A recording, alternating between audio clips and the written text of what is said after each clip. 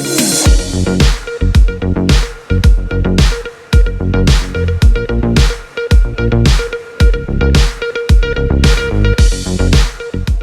guys, kembali di bikin-bikin. Jadi saya ini lagi ngetes mesin es gitu ya. Sebelum saya kirim tuh saya tes dulu seminggu gitu kan. Ya seperti yang kalian ketahui, saya jual mesin es ini ya buat side joban gitulah. Dan saya udah jual beberapa unit dan saya mau sharing sedikit nih guys. Jadi mesin es saya ini portable gitu ya, jadi modular gitu. Jadi kalau misalkan kalian punya boxnya doang gitu ya, mau dipakai gitu bisa beli unitnya aja kayak gitu. Kalau misalkan mau di packing, makanya saya kasih lihat nanti volume packingnya seberapa gitu ya, compact gitu kan, jadi mengurangi ongkos kirim gitu. Terus misalkan mau disimpan atau mau dipindah itu praktis banget.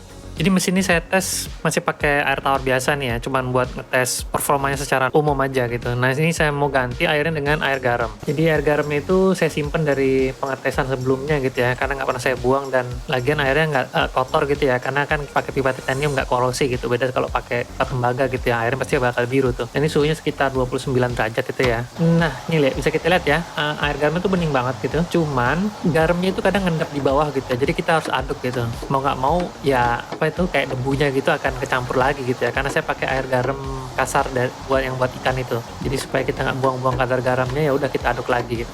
Itu kotoran dari garam aja, bukan karena korosi gitu ya, karena kita pakai titanium jadi nggak korosi gitu. Jadi air garamnya bisa kita pakai terus, cuman kita tambahin air, kita tambahin garam lagi, kita nggak buang airnya itu gitu ya.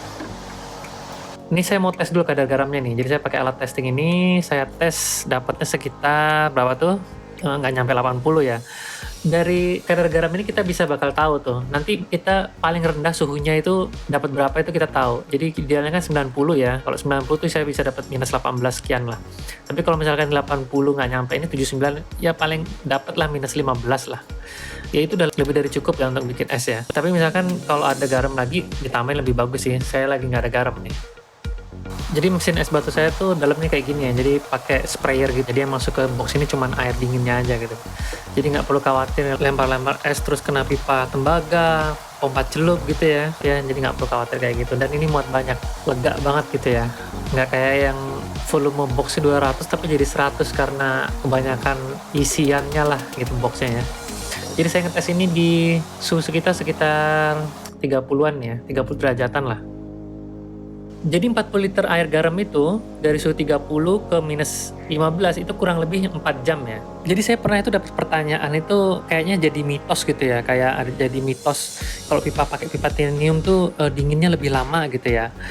Mungkin asumsinya itu karena pipa tembaga itu misalkan penyerapan panasnya itu lebih baik gitu ya, misalkan ya, daripada logam lainnya, katakanlah gitu ya. Tapi misalkan begini, jadi optimumnya mesin 1 PK, katakanlah gitu ya, untuk penyerapan panasnya itu yang paling optimum itu menggunakan pipa ukuran sekian, misalkan panjangnya itu misalnya 1 meter gitu ya. Nah sedangkan pipa titanium itu karena penyerapannya kurang efisien gitu ya, berarti untuk optimum 100% itu misalkan panjangnya ditambahin, misalkan 1 meter sekian itu tetap bisa 100%. Jadi dalam artian penyerapan panasnya itu pada akhirnya ya sama-sama aja gitu loh. Atau misalkan dari ketebalan pipanya, misalkan pipa tembaga itu pakai yang tebal misalkan 0,8 gitu ya, meskipun setebal apa juga nanti lama-lama habis sama air garam gitu kan. Sedangkan pipa titanium misalkan pakai yang tipis aja 0,6 gitu, wah gampang jebol dong. Ya enggak lah. Kalau misalkan tembaga itu memang lebih kuat daripada titanium gitu kan, saya sih nggak pernah dengar lambung kapal selam terbuat dari tembaga, sih nggak pernah dengar. Setahu saya pakai titanium gitu ya. Jadi meskipun tipis tapi kekuatannya beda. Jadi saya ngetes batch pertama nih, jumlahnya 80 botol. Jadi faktor-faktor yang mempengaruhi proses pembekuan ini udah saya pernah bahas sebelumnya ya, di video saya sebelumnya. Kalau kalian belum nonton, linknya ada di kanan atas itu ya. Jadi misalkan mesinnya itu 1 PK, 2 PK itu bukan sekedar angka gitu ya. Itu ada maksimal dia itu refrigerannya yang menyerap panas dalam sekian waktu itu ada batasannya gitu. Jadi misalkan mau kita akalin kayak gimana gitu, ya susah gitu. Jadi kita bisa optimalkan misalkan di insulasi kayak gitu-gitu ya, supaya kinerjanya itu lebih efisien gitu.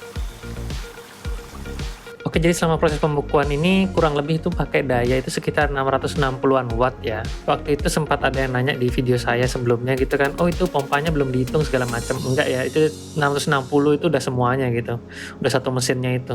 Jadi kalau sehari itu sekitar 23 atau paling jelek 25.000 lah sehari listriknya. Kalau pakai tarif listrik yang paling mahal ya, yang 1444,70 per kWh itu.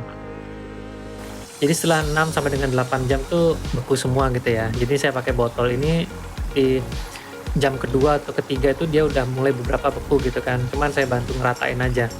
Karena pakai botol ini kan dia plastiknya tebel ya, beda sama pakai kantong tuh kan tipis banget gitu. Jadi dia kalau tipis itu pasti lebih gampang bekunya karena penyerapan suhunya lebih cepat gitu ya. Setelah saya tes seminggu, sekarang waktunya packing dan mesin siap dikirim.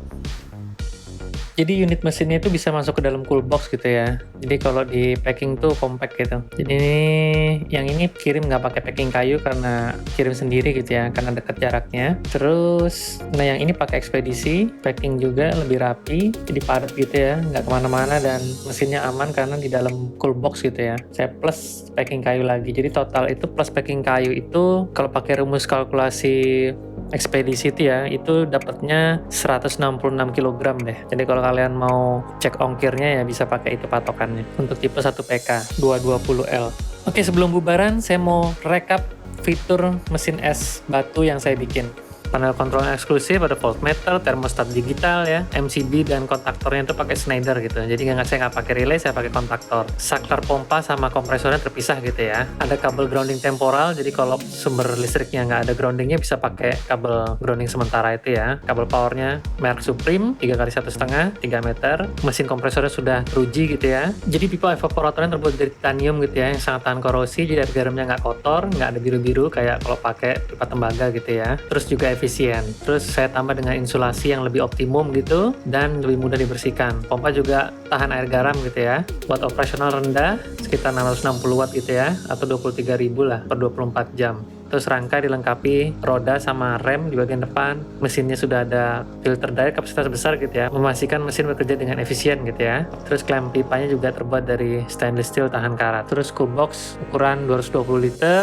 Cool boxnya pakai sprayer, popong, nggak ada apa-apa selain pipa air buat sprayernya itu. Jadi memastikan proses pendingannya lebih rata gitu ya dan efisien. Kakinya ini pakai cat tahan korosi 2 lapis gitu ya, tebel. Terus ada pad karetnya jadi biar cool boxnya nggak gesek, nggak ngelentekin catnya. Terus kaki boxnya juga dilengkapi karet. Selangnya saya pakai selang bagus, Good Spring, Taiwan, high quality. Terus saya kasih insulasi juga yang tebal gitu. Terus koneksinya pakai watermur gitu ya. Fitting bagus gitu ya. Saya pakai pipa yang tebal, pipa AW. Kunci boxnya full stainless. Terus tutup boxnya juga ada insulasinya gitu. Nah, dan yang di box mesin generasi kedua ini udah dilengkapi tutupan gitu ya. Jadi kalau mau mindahin itu tinggal ditutup aja dari dalam gitu. Jadi air garamnya nggak perlu dikuras, tinggal diangkat aja itu kalau kuat ya kan. Tapi kalau disimpan pun mesin nggak dipakai nggak apa-apa, nggak ngaruh juga ke pipa evapnya ya. Nggak bakal korosi juga. Jadi air garam di dalam juga nggak apa-apa, nggak ngaruh. Nah, tapi kalau misalkan mau dikuras karena saklar pompanya itu terpisah gitu ya. Nah, itu pompanya kita bisa pakai untuk nguras air garam yang ada di dalam boxnya. Dan yang terakhir, setiap pembelian unit mesin itu dapat SOP penggunaan mesin dalam bentuk video. Oke guys, semoga menghibur. Kalau yang tertarik bisa main ke Tokopedia saya. Sampai jumpa di video akan datang. Terima kasih sudah nonton. Ciao.